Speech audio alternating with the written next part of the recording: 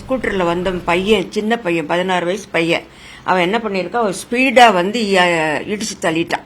இடிச்சு தள்ளின வேகத்தில் அவர் போய் முன்னாடி போய் குப்புற விழுந்துட்டார் போல் இருக்கு. விழுந்து பல்செட்டு ஒரு பக்கம் போய் விழுந்துடுத்து.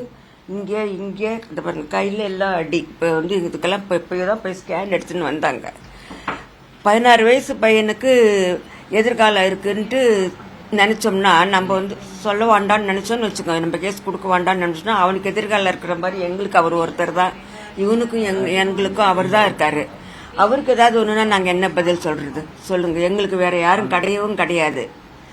அதனால வந்து 16 வயசு பையன் தப்பு செஞ்சா தப்பு கிடையாதா?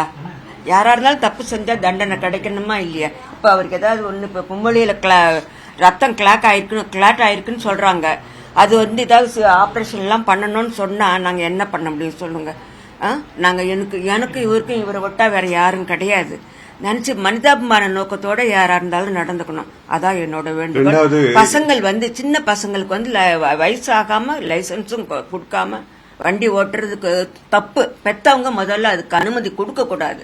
அவங்க பாட்டுக்கு அனுமதி கொடுத்துடுறாங்க, கேட்க மாட்டேன்றாங்க. இந்த மாதிரி நடக்குது. இந்த மாதிரி இப்ப இது மாதிரி எத்தனை பேருக்கு நடக்கும் சொல்லுங்க? அப்ப இதுக்கெல்லாம் யார் வந்து பொறுப்பா இருக்கிறது?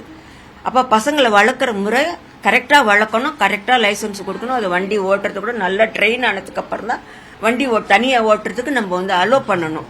அது இல்லாம பசங்க இஷ்டத்துக்கு நம்ம விட்டோம்னா இந்த மாதிரி நிறைய நடக்கும். இது ஒண்ணுதான்றது இல்லை, இந்த மாதிரி ஆயிரக்கணக்கில் நடக்கும், 100 கூட கிடையாது. நம்ம சென்னையில இருக்கிற டிராபிக்கே ஆயிரக்கணக்கில் நடக்கும்.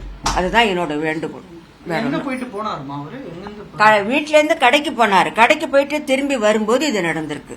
எப்பயும் சாயங்காலம் ஆனாக்கா 6:30 மணிக்கு பூஜை எல்லாம் முடிச்சுட்டு கடைக்கு போவாரு.